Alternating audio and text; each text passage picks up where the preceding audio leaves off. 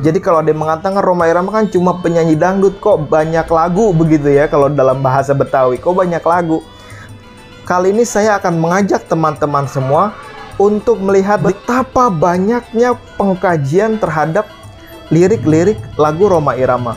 Dimulai dari skripsi, tesis, disertasi, artikel jurnal, dan lain sebagainya. Nah, yang pertama sekali kita saksikan ini adalah penelitian berbahasa Inggris. Kalau tidak salah, ini itu ditulis oleh Rhoma Irama ketika beliau itu memberikan kuliah umum di Amerika, di Pittsburgh University. Judulnya adalah Music as a Medium for Communication, Basyiron wa Nadhiron, begitu ya. Kita dikasih peringatan, kita dikasih kabar gembira melalui syair-syair yang beliau nyanyikan. Kita doakan mudah-mudahan beliau selalu sehat dan senantiasa mendapatkan ridho dari Allah Subhanahu wa Ta'ala.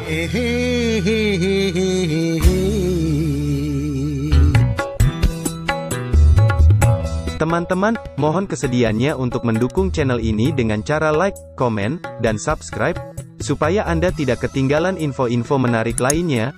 Saya doakan. Assalamualaikum warahmatullahi wabarakatuh. Bismillahirrahmanirrahim. Assalatu wassalamu ala rasulillah. La haula wa la quwata illa billah, amma ba'd. Sahabat YouTube channel Khairul Umam Official yang mudah-mudahan dimuliakan Allah Subhanahu wa Ta'ala. Puji syukur kehadirat Allah, alhamdulillah saya kembali dapat menyapa teman-teman semua melalui channel YouTube ini. Semoga dapat mengambil manfaat dari apa yang akan saya sampaikan. Sahabat yang dimuliakan Allah, saya akan memberikan beberapa pandangan saya terhadap Rhoma Irama.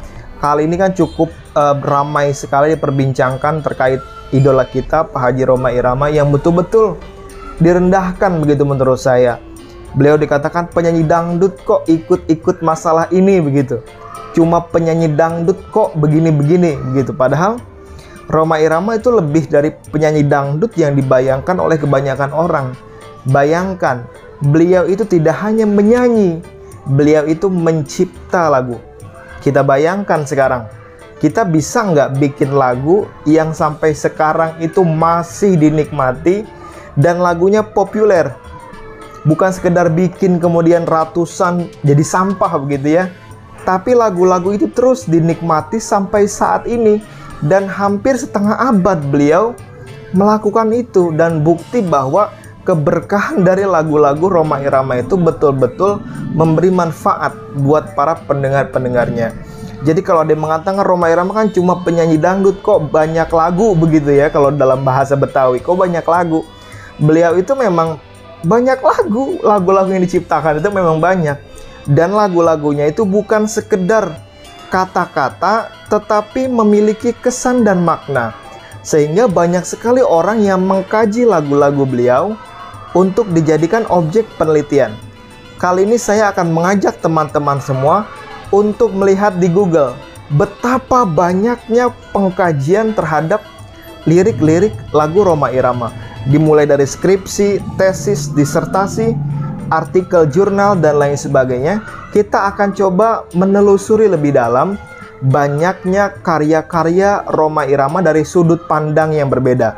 Ada yang mengkaji lagu Rhoma Irama dari sudut pandang agama, ada yang mengkaji lagu Rhoma Irama dari sudut pandang kebahasaan, ada yang mengkaji lagu Rhoma Irama dari sudut pandang moderasi dakwah.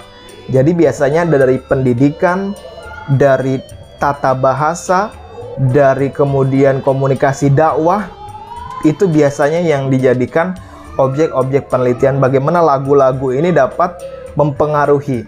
Biasanya kan kalau kita kaji pendidikan secara mendalam, yaitu pendidikan itu kan bisa dimaknai secara sempit, secara sederhana, secara luas. Nah, secara luas itu juga bisa dilakukan yang oleh Pak Haji Rhoma Irama, seperti yang penelitian yang pernah saya lakukan di S1 saya dulu terkait Rhoma Irama. Sahabat, mari sama-sama kita cek betapa banyaknya dari karya Rhoma Irama. Sekarang kita akan membuka Google Scholar. Google Scholar ini merupakan kumpulan media yang berisi penelitian-penelitian, artikel, baik itu yang berupa skripsi, tesis, maupun disertasi.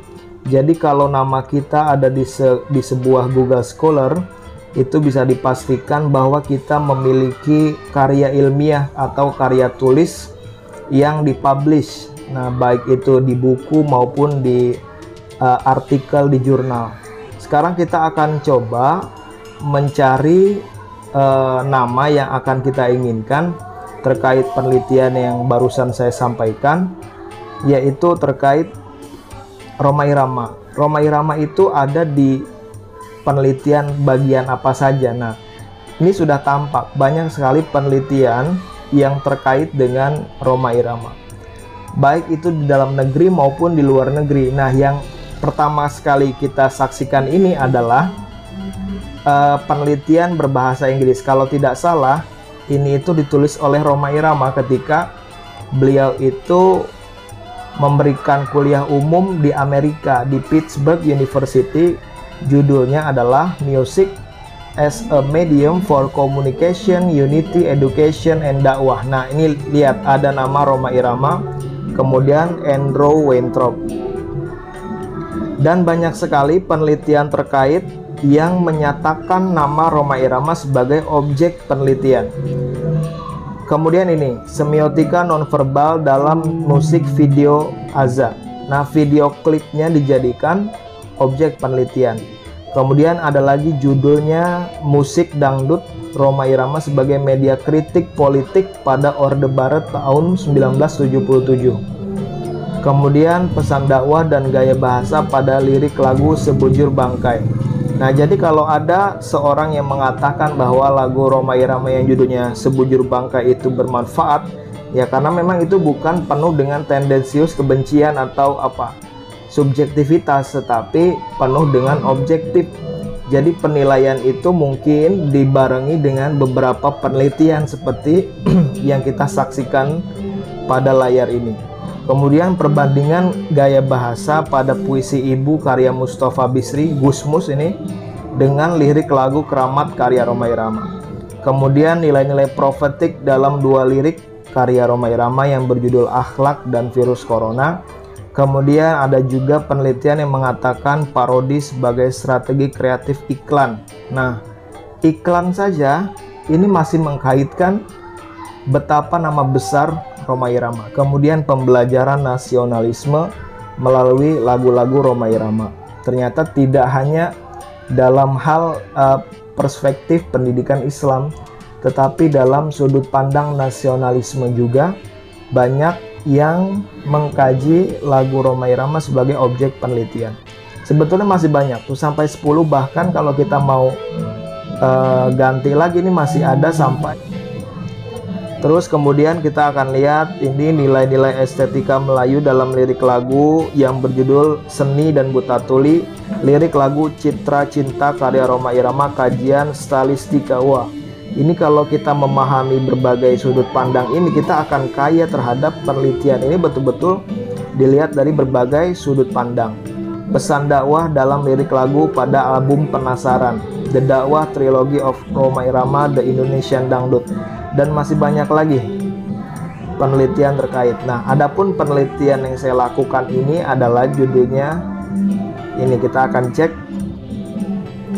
Nah, ini adalah yang saya tulis ketika S1 dulu, judulnya adalah Analisis Nilai-Nilai Pendidikan Islam dalam lirik lagu Rhoma Irama. Jadi ada 14 lagu yang dijadikan objek penelitian, baik itu yang sifatnya adalah hablum minallah dan hablum minan nas.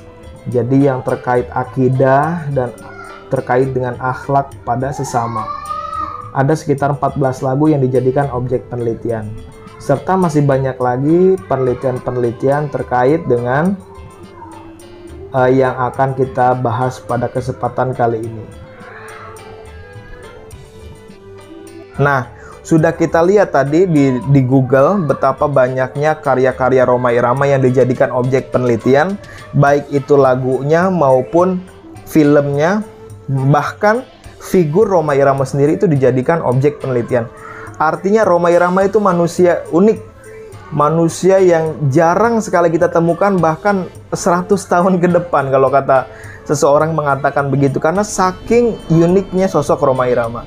Nggak ada tuh yang kita lihat orang yang betul-betul concern terhadap musik, tapi dia juga tidak anti terhadap agama. Bahkan beliau itu sangat cinta terhadap agama. Ini jarang sekali kita temukan sosok yang moderat terhadap musik begitu ya, yang dijadikan musik ini sebagai sarana dakwah untuk amar ma'ruf nahi mungkar lewat musik yang tidak disangka-sangka, yaitu musik dangdut. Mudah-mudahan apa yang saya sampaikan ini dapat memberikan pencerahan kita bahwa Rhoma Irama itu tidak hanya sekedar penyanyi dangdut. Kalau penyanyi dangdut yang kita bayangkan mungkin siapa begitu ya, yang nyanyi-nyanyi di atas panggung. Tapi Rhoma Irama kan nggak begitu. Beliau itu memberikan kesan, memberikan makna, memberikan kita sebuah basyiron wa nadhiron begitu ya. Kita dikasih peringatan, kita dikasih kabar gembira melalui syair-syair yang beliau nyanyikan. Kita doakan mudah-mudahan beliau selalu sehat dan senantiasa mendapatkan ridho dari Allah Subhanahu wa taala. Sekian dari saya, wallahul muwaffiq ila aqwamit thoriq. Wassalamualaikum warahmatullahi wabarakatuh.